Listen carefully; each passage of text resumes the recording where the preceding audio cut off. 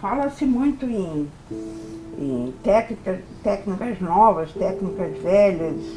O homem vai criando, é curioso, vai criando nas artes, por exemplo, nas artes, ele vai criando meios possíveis, como criou desde a pré-história, né? Encontrou lá um carvão que estava queimado, a madeira, foi desenhar aquilo, rabiscou. O resto, é como diz o Leonardo da Vinci, é coisa mental. Agora, aquilo é grande técnica. Na pré-história o cara descobriu um carvão, que é um meio que ele encontra para se expressar. Então, eu digo isso porque quando eu comecei a fazer essas gavetas, a questão minha era... o senhor vende gavetas de arquivo de ferro, assim, antigas, velhas? Eu acho que a gente temos um ali ainda, lá no final. Ah, é? Pode ir lá olhar? Pode. Agora, como é que o senhor vende isso? É a peso? É a peso, é por quilo. Então eu vou... Estucado. Tá, então eu vou procurar ali. Tá bom. Já vem. Tá.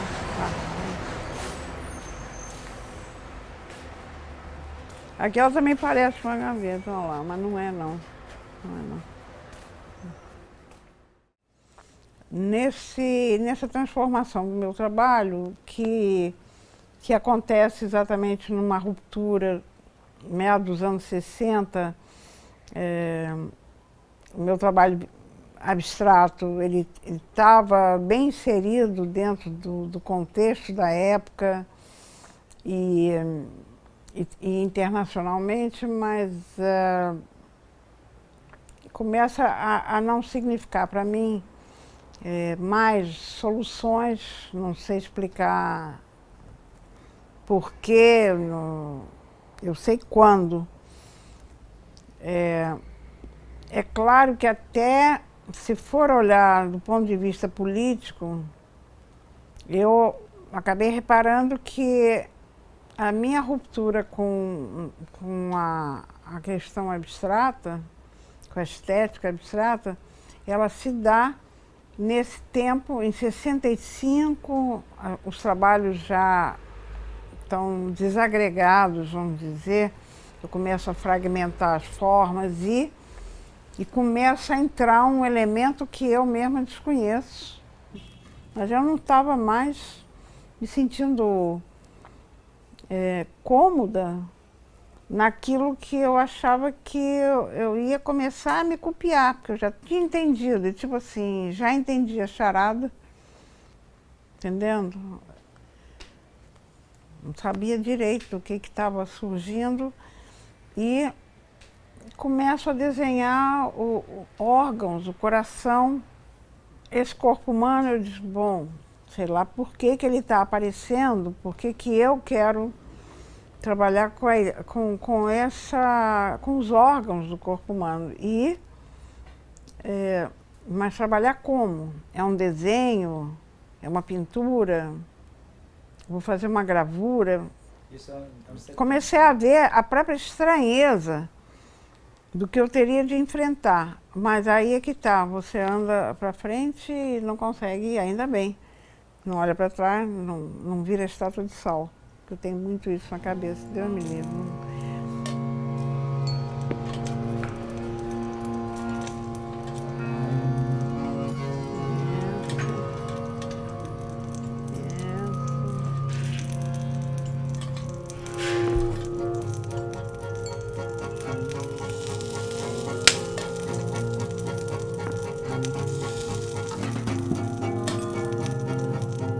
Deixa eu ver, sem puxador. Oba, tem puxador. Essa é uma gaveta, eu não sei qual é o uso, porque ó, ela já vem dividida. É um arquivo... Acho que é essa. Eu vou levar essa para ver. Tá pesado, hein? Eu não tinha um container, eu não tinha assim... Como a pessoa tem a tela, eu tenho a garantia da tela, eu tenho a garantia de um papel da gravura. Não tinha garantia de nenhum suporte. Mas tinha um total compromisso com esses mapas. Então, essas ideias, elas só se transpõem para um trabalho como esse das gavetas, por eu ter desenvolvido, há muitos anos, essas conjecturas entre o que é a geografia da Terra, né, e o que é uma geografia ideológica, né, e política. É ideológico? Então, se é ideológico, como é que eu vou trabalhar nisso? Eu vou mexer nas escalas. Aí você começa a subverter os mapas. Aí começa a subverter o mapa, ele continua a ser mapa e tal. Mas também esses mapas ficam, vamos dizer, à minha mercê, não para fazer um jogo de que eu não vou apresentar uma besteira e dizer, olha como é que eu estou pensando o mapa. Então, eu tenho de, como eu te disse, mergulhar nas questões sociais, políticas, ideológicas, do que significa o mapa mundi, o que significa a nossa representação. É a única que a gente tem, que todo mundo reconhece o que está acontecendo ali. Porque aí começa, para mim, essa entrada na cartografia, ela passa a ser... Quem é que passa a ser o meu superego? Pedro, Darcy Ribeiro, os geógrafos do IBGE, os grandes geógrafos, e começo a ler as teorias geográficas no sentido do mapa ideológico. Eu disse, meu Deus, eu achava que tudo era revelação. Eu disse, meu Deus, que sorte. Isso vem para mim para dizer, é por aí que eu vou poder dizer alguma coisa sobre a nossa situação e, ao mesmo tempo, eu vou ter de encontrar uma estética, encontrar, que dê conta de solucionar o que é uma simples cartografia. Uma cartografia não é uma obra de arte, não é um objeto. Ainda, por cima, é uma representação anterior à minha ideia. Ela existe. Se eu não faço aquilo assim, você não vai ver de que eu estou falando. Não adianta eu, como abstrato, fazer uma mancha que ninguém vai ficar... Ah, eu estou vendo aí, que não é nada disso.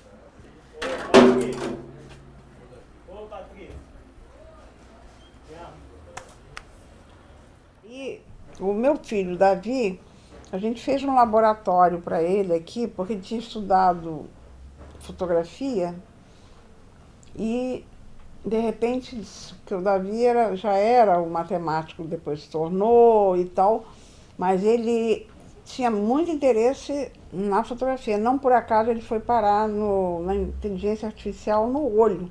A pesquisa dele é o olho, ainda continua a ser, na robótica, né?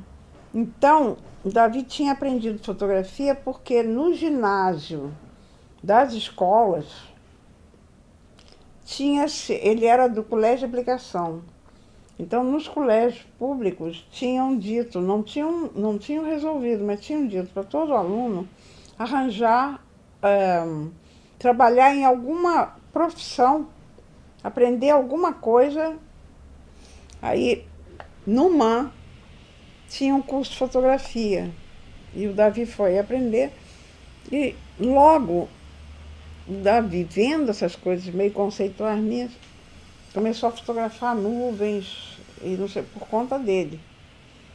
E as nuvens que eram a lua, a nuvem, não sei o que lá, aí com o laboratório, eu peguei uma das fotos do Davi de nuvens, daquele tipo nimbus, cheio de... Eu disse, Davi, você pode, no laboratório, inverter o que é nuvem, é um buraco, onde os intervalos da nuvem você põe em preto. Ele criou um alto contraste de laboratório, em que ele me entregou uma coisa que parecia uma camuflagem, e que não era mapa, E era uma mancha, mas era uma mancha que derivava de uma fisicalidade da nuvem, que era o negativo da nuvem. Eu digo isso porque quando eu comecei a fazer essas gavetas, a questão minha era botar um mapa dentro de uma caixa, mas não podia ser uma caixa de papelão, porque era um mapa sempre de metal. Eu tinha os mapinhas feitos como pareciam formas de fazer biscoito, porque eu fiz isso em 75, as primeiras formas de contornando o mapa do Brasil, o mapa da América do Sul. Começo a juntar as coisas. Com isso, o mapinha em lata que eu fiz, eu levo para a exposição do MAN, em 75. Mas como você apresentou esse? Aí é que tá. Então, botamos uma mesa com uma espécie de cabine.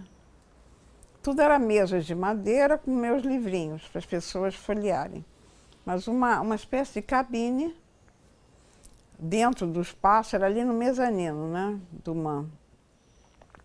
Levei as forminhas de lata. Exatamente, eu tenho aqui uma última. Tá aqui. Que eu joguei uma cera aqui dentro, peguei uma lata de sardinha, não sei o que. Essa é a mãe das gavetas. É a mãe das gavetas. Isso mesmo. E lá, na exposição, eu deixava...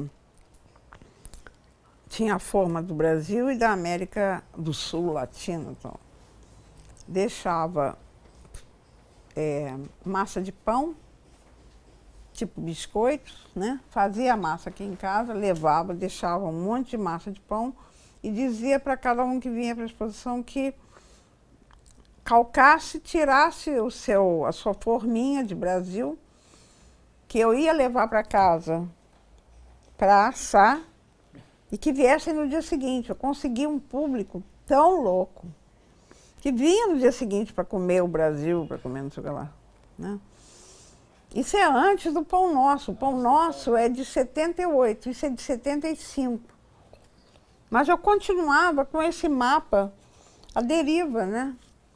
Porque eu começo a pensar, não, essa forminha, que é muito significativa de dobrar, fazer uma latinha com forma disso, forma de coração, forma de não sei o que lá, era uma coisa que eu vi na infância o meu pai fazer com lata de aveia quaker. Meu pai é uma pessoa que era um artesão de couro, é todo criativo. Ele era... Exatamente. A minha mãe é o contrário. Então, o lado feminino era do meu pai. Então. Mas, nós não vivíamos na miséria, não. Mas ele era imigrante, era muito pobre e morava alugado numa casa na Rua Santo Amaro. Então, já tinha aveia quaker naquelas latas. Já tinha lata, não de sardinha, mas tinha de alguma coisa. O meu pai pegava com uma tesoura, ele tinha os alicates dele, recortava para fazer forminha para minha mãe fazer biscoito, porque tudo era feito em casa. Pão, biscoito, macarrão. Não tinha, o consumo era feito, tinha de ser feito assim, doces. Então ele fazia forminha em forma de flor, forminha em forma daquelas sinais do baralho, né? Muito bem feitinhos, dobradinhos, então, ó. Aqui. Aqui.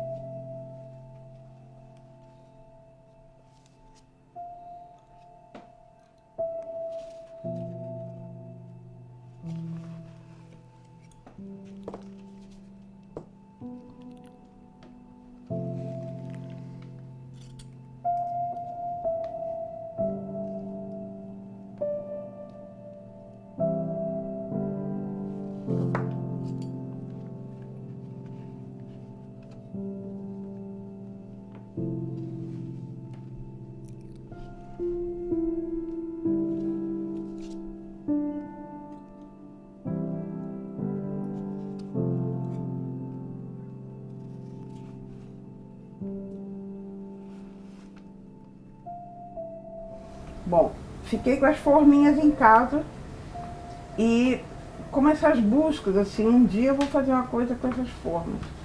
Aí comecei a pegar umas caixas de ferro, botava mel dentro e deixava elas assim. Eu digo, eu não posso pôr uma caixa de mel com os mapas pingando para os lados.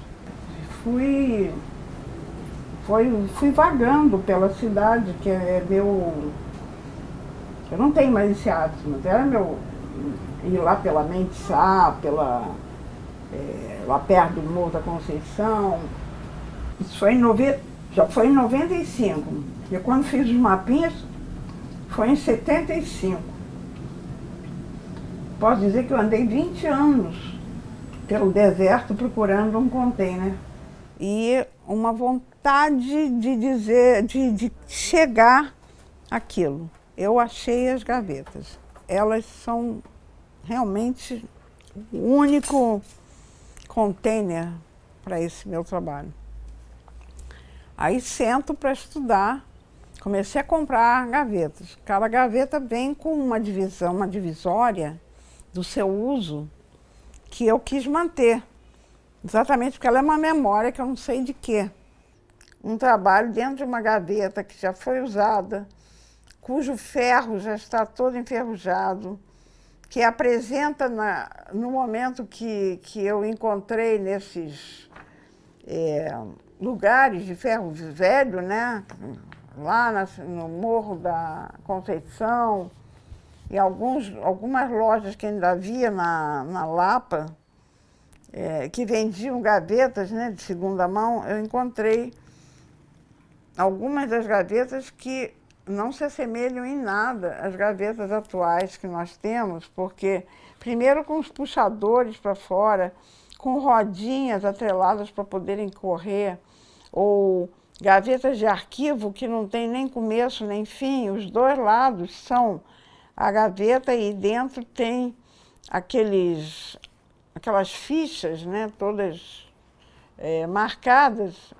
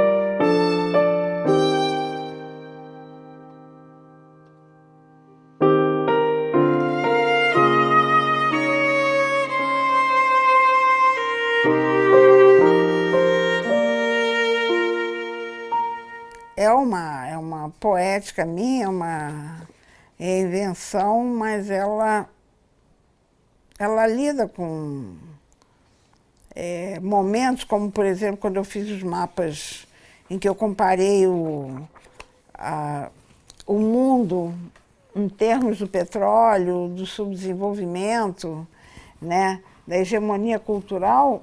Eu fiz em 77.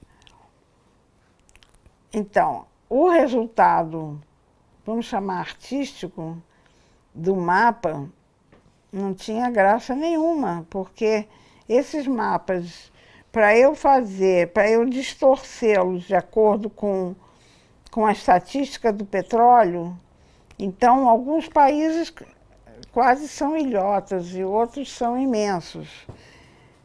Ainda, o que eu teria como superego? Que nenhuma África pode virar uma ilha, de repente, porque está no subdesenvolvimento 76. Então, em que ponto esse território se liga com o cabo, entendeu? Então, ainda é isso. Tive acompanhamento de um cartógrafo do IBGE, mas assim, eu falo meio brincando, mas Então, a questão minha desses mapas saírem com essas questões ideológicas e tudo, pelo que eu entendo e pela maneira de eu trabalhar, que eu estou conjecturando sobre o momento que a gente vive, né? Então, eu vou começar. Que Deus me ajude.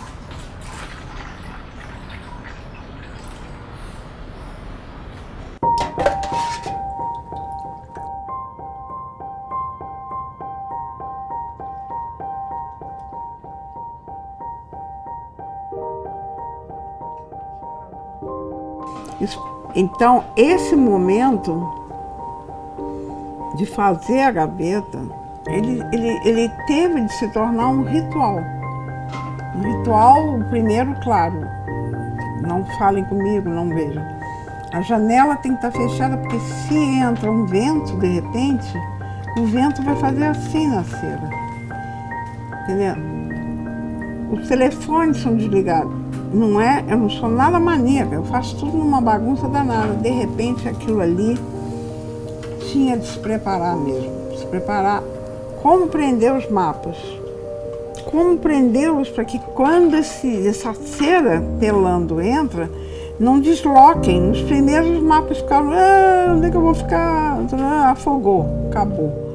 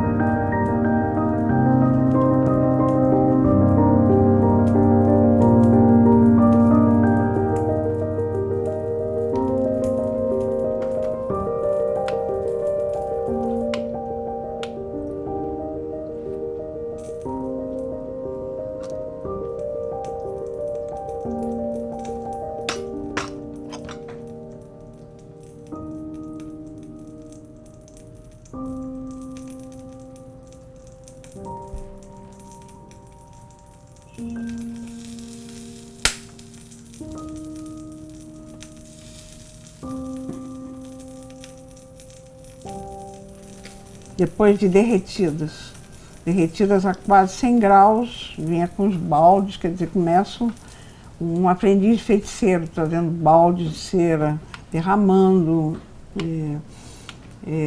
vendo que não pode cair no chão, pega fogo, fogareiro, começa as coisas, né? E aí eu resolvo jogar na cera alguns elementos, além do mapa, começo a jogar um pigmento que eu usava para tintas, misturado. Eu digo, mas como é que esse pigmento, que é solúvel na água, como é que ele vai entrar nessa cera? E aí começo a fazer as alquimias.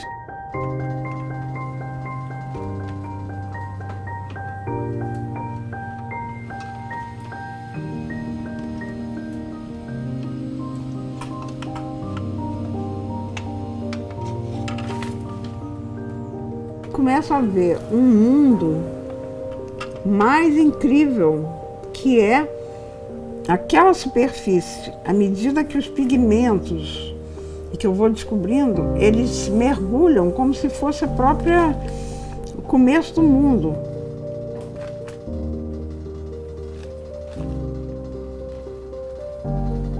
É um temor. E tem que ficar destemido, como se é uma situação limite.